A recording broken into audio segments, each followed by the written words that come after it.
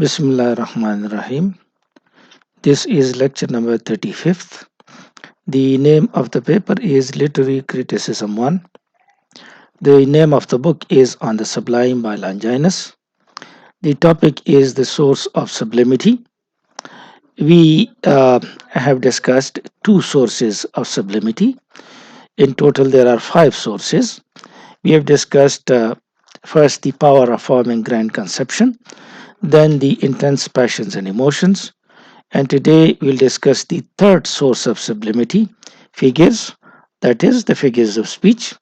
This lecture is specifically for the students of BS English 5th semester GDC PAVI, and it is also for the students of those colleges which are affiliated with Abdul Wali Khan University. Before this third source of sublimity, we discussed these two sources, power of forming grand conception and intense passions and emotions, and we said that these two sources of sublimity are natural. They are given to you by God, and with the help of practice, they cannot be achieved, though they can be made better with different ideas, which we have already discussed. This figures of speech is the third source um, of sublimity, and it is the first source which is the product of art. The previous two sources of sublimity, that is, these two, the power of forming grand conception and intense passions and emotions, these two are the product of nature. And this one and the next two also, they are the product of art, which means that they can be learnt and they can be perfected with the help of practice, with the help of study and its uses. So figures of speech refers to those figures. For example, we have similes, we have metaphors, and the other figures of speech. We will discuss a few examples here. Uh, so these are the figures of speech, and these figures of speech are the product of art, which means that they can be learned and they can be made perfect with the help of practice. This These figures of speech, they were given a lot of importance in Longinus' time, and also in the neoclassicist time, that is the 18th century writers, for example, Pope and Dryden.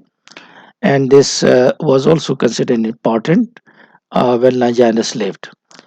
Uh, in 18th century, the neoclassicists also believed that this is very important, that you do a lot of practice and you perfect yourself in the use of figures of speech, and as a result, your writing will become classical writing, and this consideration, of course, was not the correct consideration.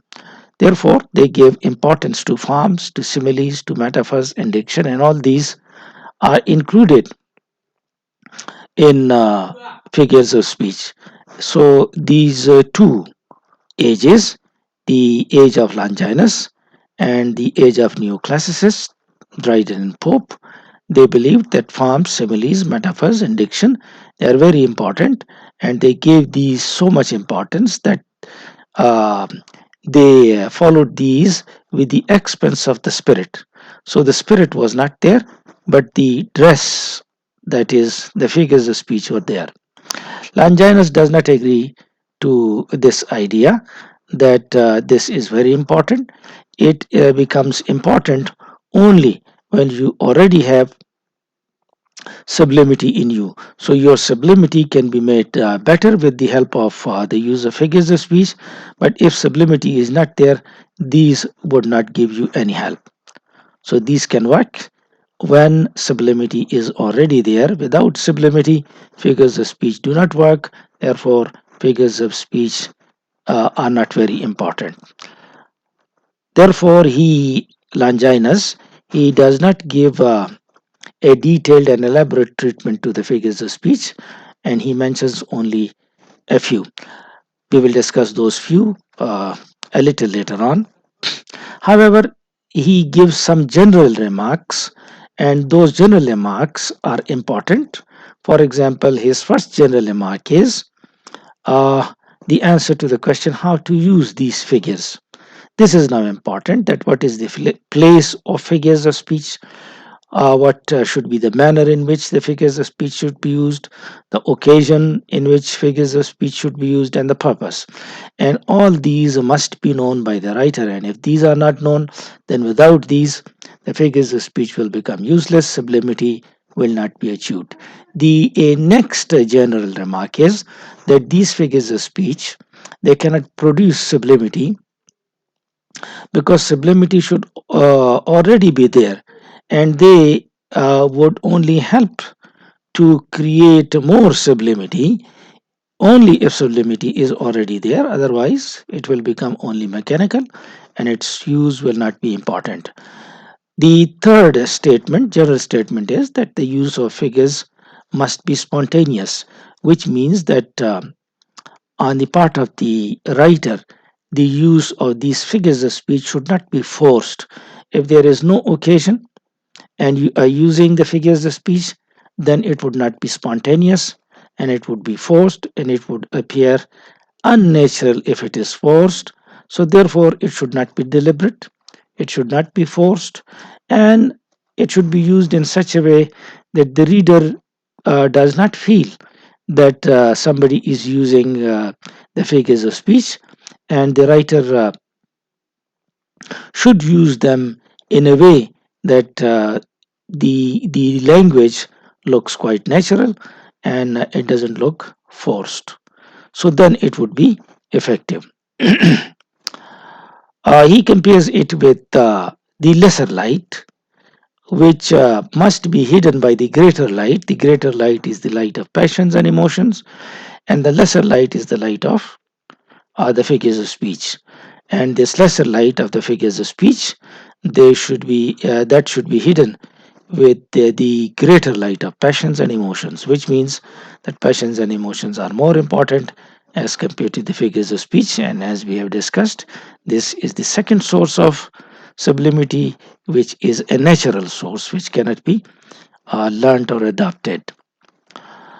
Then Longinus talks about a few figures of speech, which we will discuss one by one. But let me do these ideas now in Urdu so that you understand it fully. Figures जो है इससे मुराद figures of speech है, और ये तीसरा source है सब्लिमिटी का.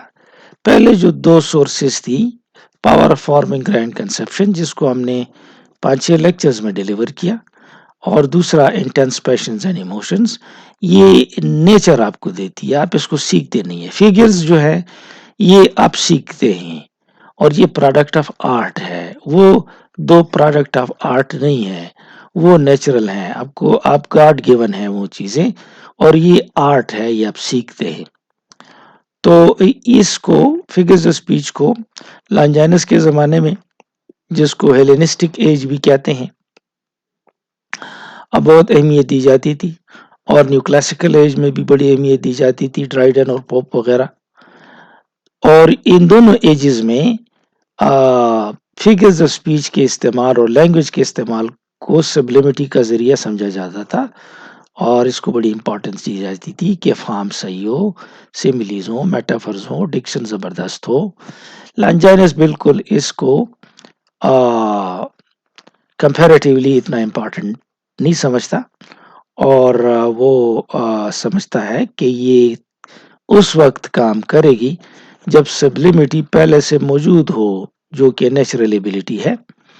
हाँ, सब्लिमिटी मौजूद हो और आप फिगर्स ऑफ स्पीच इस्तेमाल करें, तो फिर ये सब्लिमिटी को 4 चांद लगा सकता है.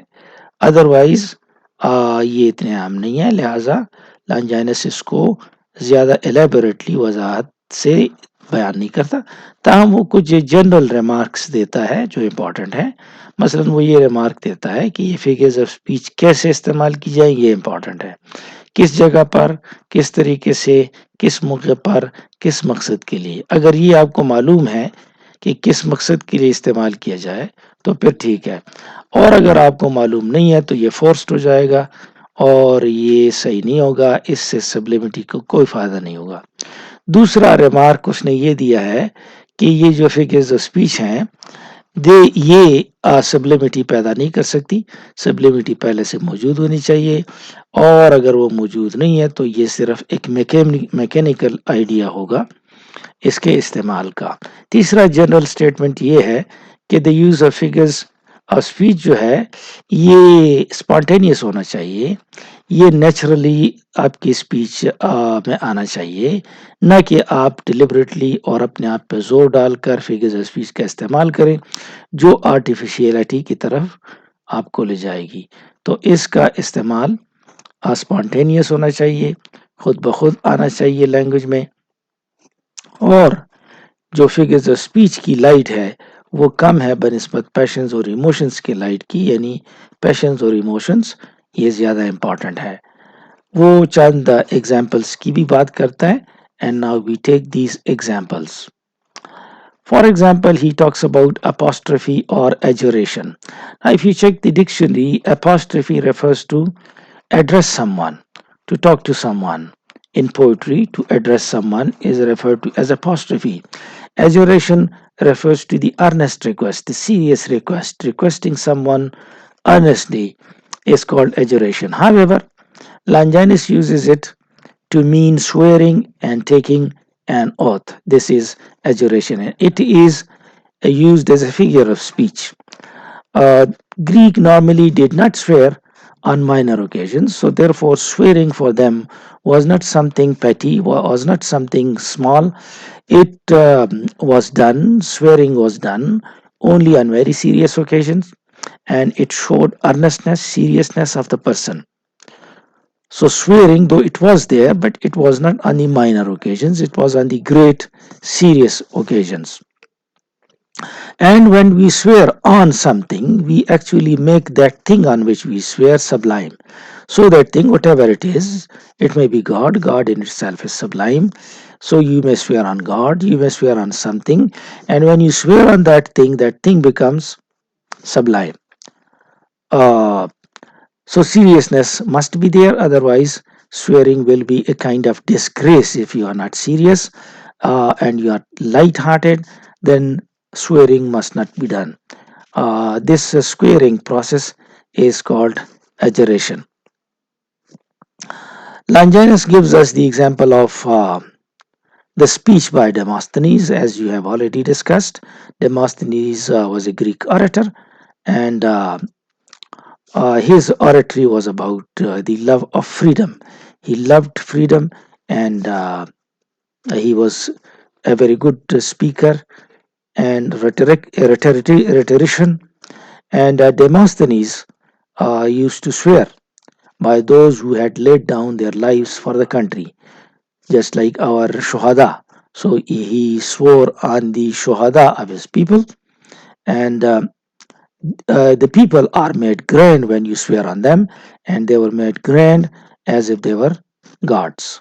So therefore, he is making the point here by swearing on the um, lives of those who had given their lives for the country, so making them grand, and as a result, this act has elevated these people on whom he used to swear, and when these people are elevated, the people elevated the emotions of the people. The people are elevated, and in turn, these people elevated the emotions of the people. And when the emotions of the people was elevated, the emotion has raised the style. So the style becomes elevated because of this swearing on quite serious occasions, of course. And Demosthenes swears naturally. This figure of speech is not forced in the case of Demosthenes. So this is the first item of figures of speech, apostrophe and adjuration, which Longinus talks about. Let me do it in Urdu for you now. یہ figures of speech کو پہلے اردو میں بھی سن لیں. Apostrophe ویسے تو کہتے ہیں ایڈریس کو، کسی کو خطاب کرنا، पोइट्री वगैरह में एजुरेशन का मतलब है किसी को बहुत ज़्यादा रिक्वेस्ट करना, लेकिन लॉन्जाइनस ने इसको स्वेरिंग के लिए इस्तेमाल किया है, कसम खाने के लिए इस्तेमाल किया है। तो ग्रीक नॉर्मली मामूली वाक़यात पे कसम नहीं खाते थे, बहुत संजीदा और सीरियस मामले पे कसम खाते थे, जिस तरह हमारे यहाँ भी इसी तरह होता है कि मामूली चीज़ों पे कस्में नहीं खाई जाती हैं। अगर कोई इस तरह करता है तो उसको अच्छा नहीं समझा जाता है। जिस चीज़ पे कसम खाई जाती है वो चीज़ सबलाइम हो जाती है और उसको सबलाइम समझा जाता है। और ये सीरियस ओकेजन्स पे की जाती है। अगर सीरियस ना हो तो फिर ये किस्म की बेइज्जती हो जाती है, कसम की और उस चीज़ की भी। तो इसको एजरेशन का नाम दिया है उसने। लॉन्जाइनस डेमोस्थेनीज की एग्जाम्पल देता है, हमने पहले भी डिस्कस किया है। ये एक ग्रीक ऑरेटर था। ऑरेटर का मतलब खुतबा देने वाला, तकरीर करने वाला। और ये फ्रीडम का लवर था। तो इसने ये तकरीर में इसने कसम खाई उन लोगों की जानों पर जिन्होंने अपनी जानों का नजराना पेश किया अपने मुल्क के लिए। तो यूं ये लोगों को इसने एलिवेट किया। जब लोग एलिवेट हुए तो जिन्होंने सुना उनकी इमोशन एलिवेट हुई, और जब इमोशन एलिवेट हुई तो जाहिर है वो स्टाइल डेमोस्थेनीस का वो भी एलिवेटेड ही हुआ।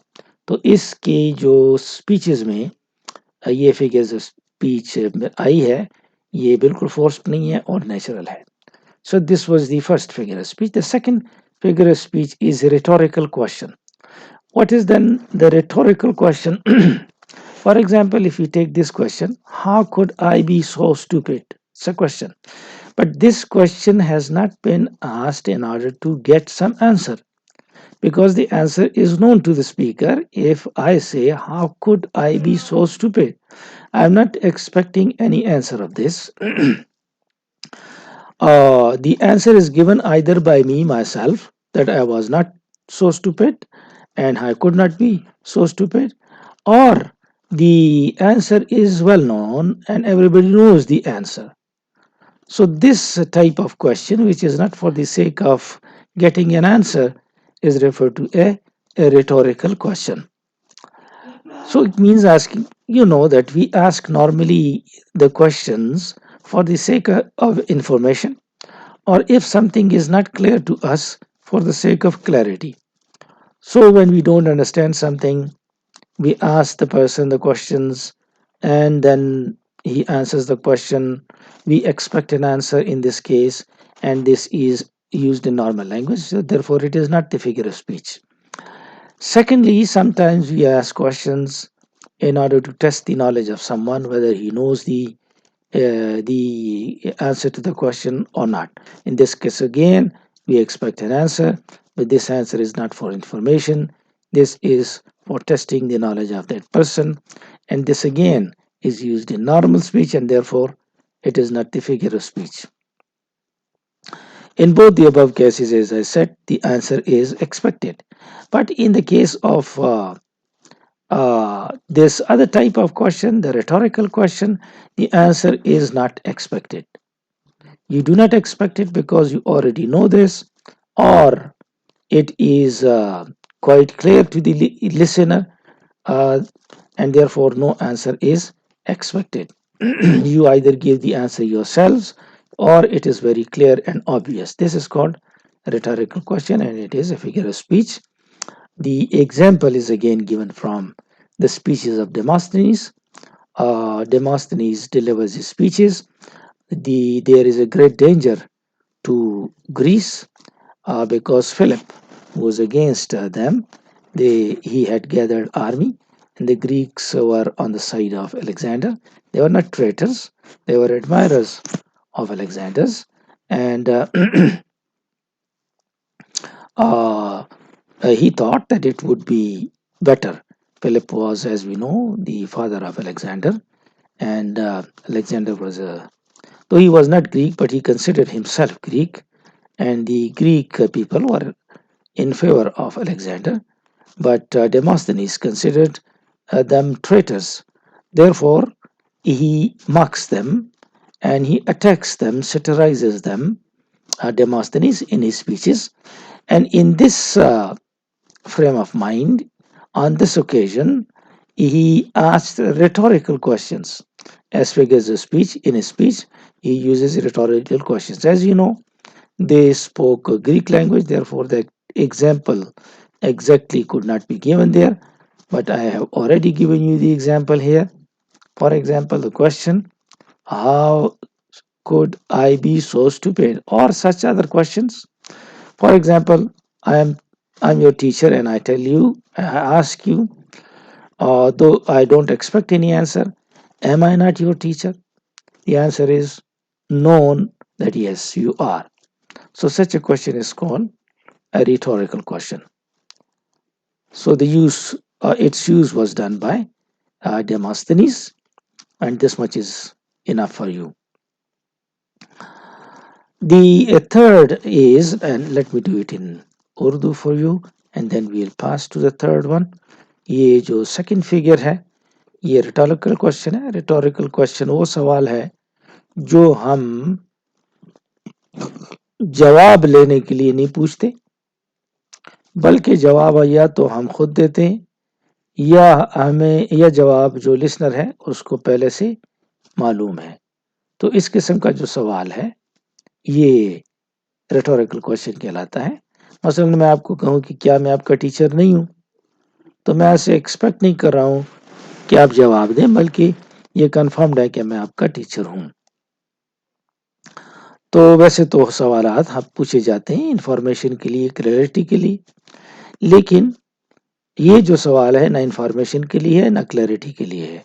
दूसरा, हम सवाल पूछते हैं किसी के नॉलेज को मालूम करने के लिए. ये नॉलेज मालूम करने के लिए भी नहीं होता, बल्कि ये पूछा जाता है और इसका जवाब या तो स्पीकर खुद देता है या मालूम होता है. एग्जाम्पल्स डेमोस्थेनेस से क्लियर कट एग्जाम्पल्स मौजूद नहीं है, बल्कि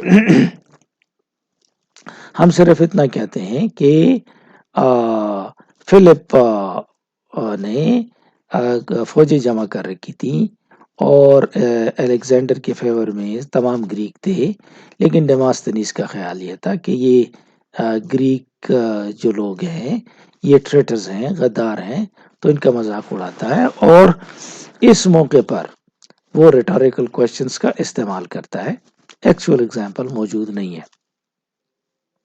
तो ये जो सवाल पूछे जाते हैं ऑडियंस से या रीडर से, तो ये इसका जवाब राइटर एक्सपेक्ट नहीं करता. The third figure of speech which Longinus talks about is called ascendaton.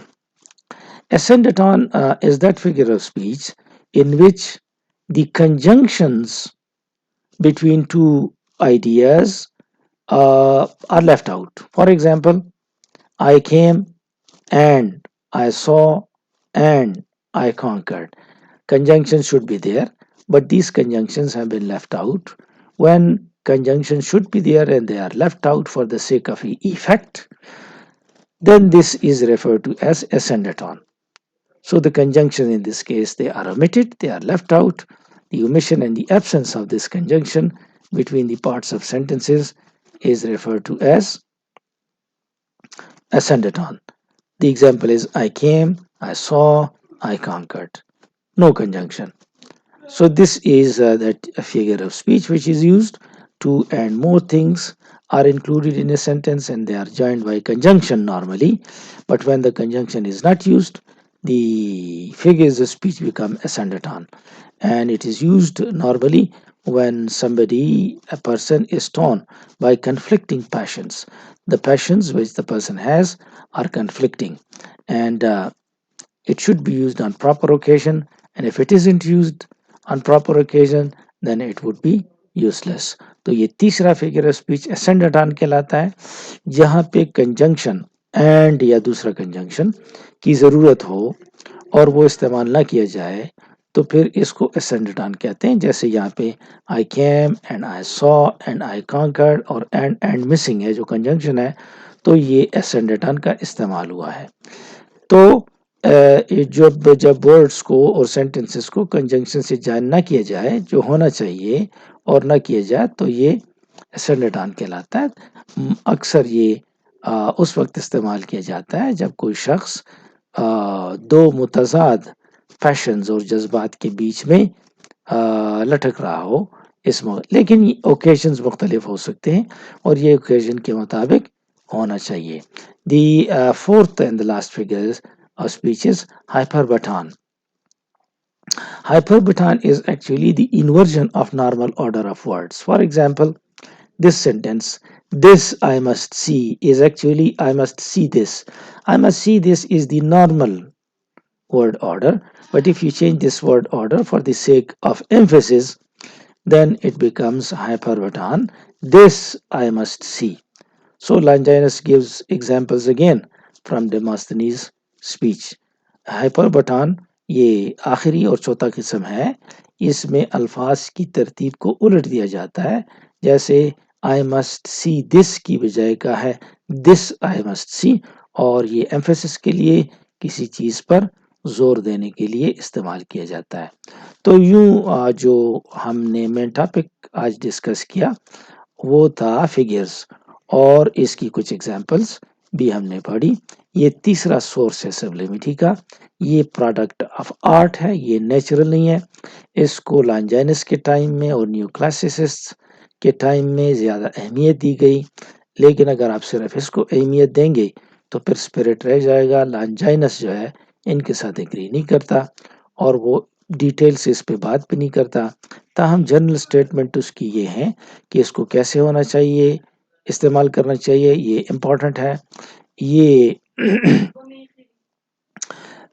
خود سے کوئی سبلیمٹی پیدا نہیں کر سکتی. سبلیمٹی پہلے سے موجود ہونی چاہیے اور اس کا استعمال سپونٹینیس ہونا چاہیے، فورسڈ نہیں ہونا چاہیے. پہلے والا جو ہم نے پڑھا وہ تھا اپاسٹرفی اور ایجوریشن، جس کا مطلب ہے قسم کھانا.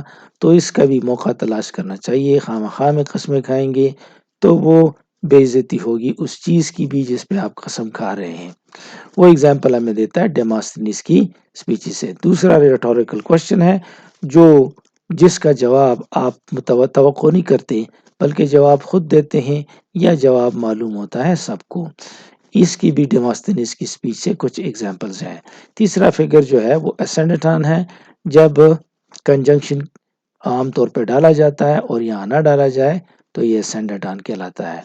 چوتھا ہائپربٹان ہے، جس میں الفاظ کی ترتیب کو ایمفیسس کے لیے اور اس پہ زور دینے کے لیے الٹ دیا جاتا ہے. So that's all for now. Thank you and